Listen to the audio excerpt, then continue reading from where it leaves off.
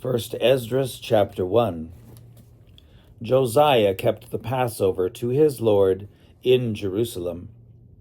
He killed the Passover lamb on the 14th day of the first month, having placed the priests according to their divisions, arrayed in their vestments, in the temple of the Lord.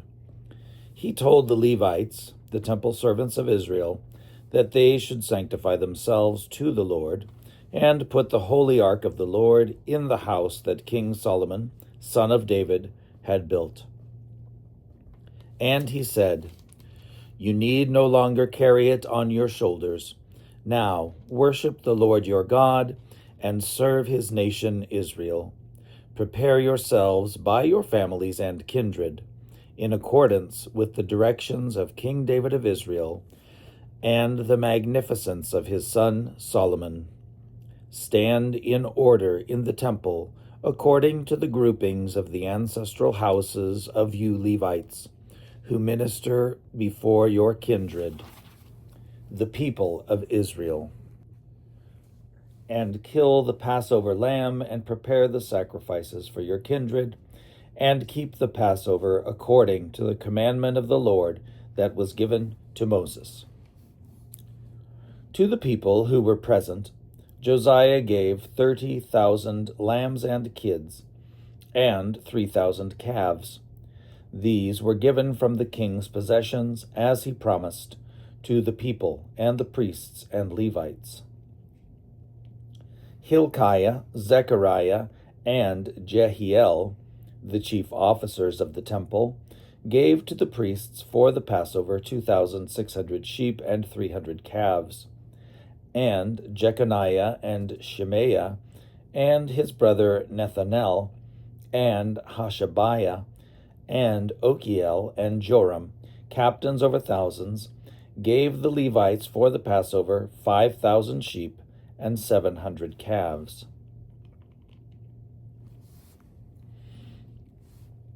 This is what took place.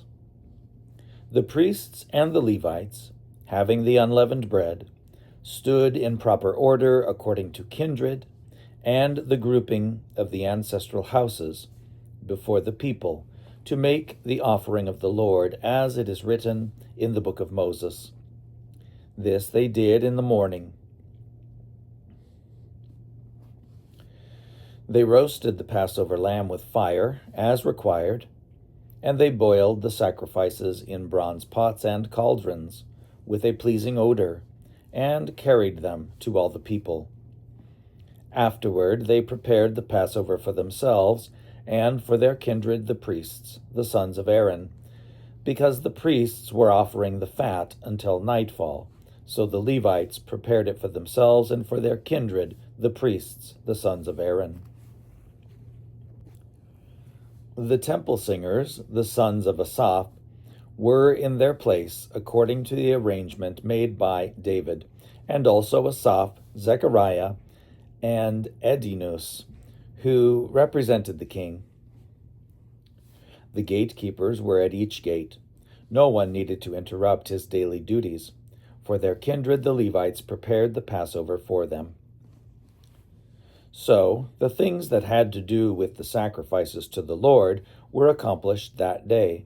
The Passover was kept, and the sacrifices were offered on the altar of the Lord, according to the command of King Josiah.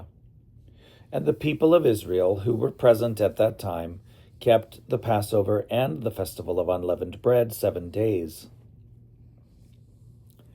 No Passover like it had been kept in Israel since the times of the prophet Samuel.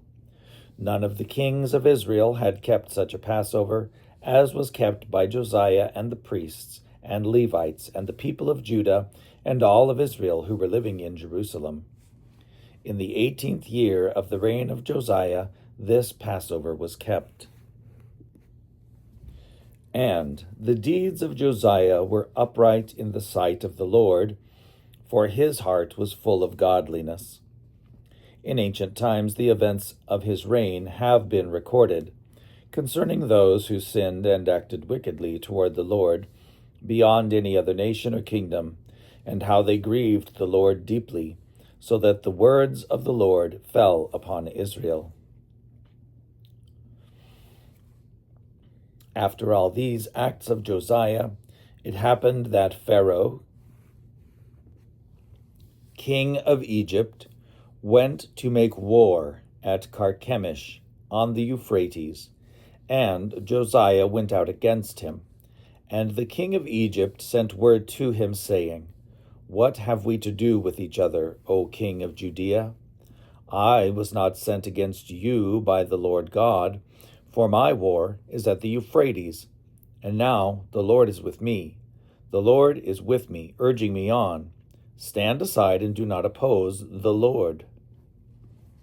Josiah, however, did not turn back to his chariot, but tried to fight with him, and did not heed the words of the prophet Jeremiah from the mouth of the Lord.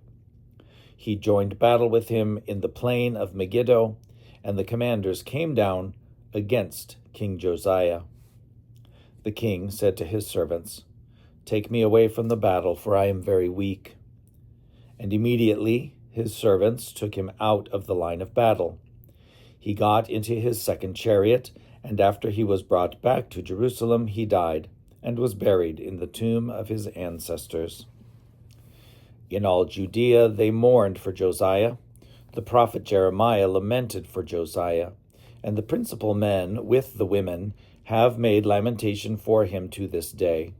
It was ordained that this should always be done throughout the whole people of Israel.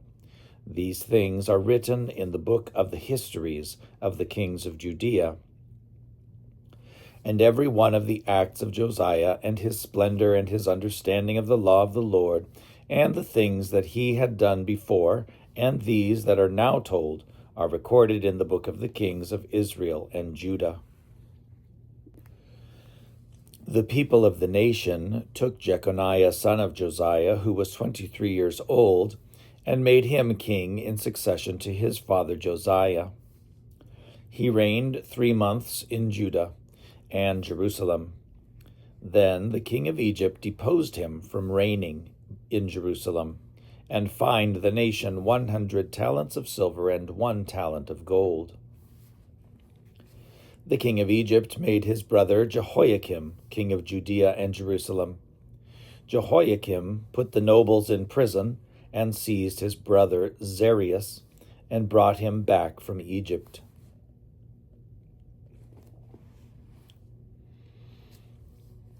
Jehoiakim was 25 years old when he began to reign in Judea and Jerusalem. He did what was evil in the sight of the Lord. King Nebuchadnezzar of Babylon came up against him. He bound him with a chain of bronze and took him away to Babylon. Nebuchadnezzar also took some holy vessels of the Lord and carried them away and stored them in his temple in Babylon. But the things that are reported about Jehoiakim and his uncleanness and impiety are written in the annals of the kings. His son, Jehoiachin, became king in his place. When he was made king, he was 18 years old, and he reigned 3 months and 10 days in Jerusalem. He did what was evil in the sight of the Lord. A year later, Nebuchadnezzar sent and removed him to Babylon with the holy vessels of the Lord, and made Zedekiah king of Judea and Jerusalem. Zedekiah was 21 years old, and he reigned 11 years. He also did what was evil in the sight of the Lord, and did not heed the words spoken by the prophet Jeremiah from the mouth of the Lord. Although King Nebuchadnezzar had made him swear by the name of the Lord, he broke his oath and rebelled. He stiffened his neck and hardened his heart, and transgressed the laws of the Lord, the God of Israel. Even the leaders of the people and of the priests committed many acts of sacrilege and lawlessness, beyond all the unclean deeds of all the nations, and polluted the temple of the Lord in Jerusalem, the temple that God had made holy. The God of their ancestors sent his messenger to call them back, because he would have spared them and his dwelling place. But they mocked his messengers, and whenever the Lord spoke, they scoffed at his prophets, until God, in his anger against his nation, because of their ungodly acts, gave the command to bring the kings of the Chaldeans against them. The Chaldeans killed their young men with the sword around their holy temple, and did not spare young man or young woman, elder or child, for he gave them all into their hands. They took all the holy vessels of the Lord, great and small, the treasure chests of the Lord, and the royal stores, and carried them away to Babylon.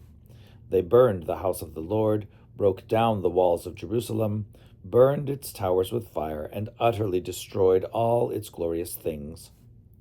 Nebuchadnezzar led the survivors away to Babylon with the sword, and they were servants to him and to his sons until the Persians began to reign, in fulfillment of the word of the Lord by the mouth of Jeremiah, saying, "Until the land has enjoyed its Sabbaths, it shall keep Sabbath all the time of its desolation, until the completion of 70 years."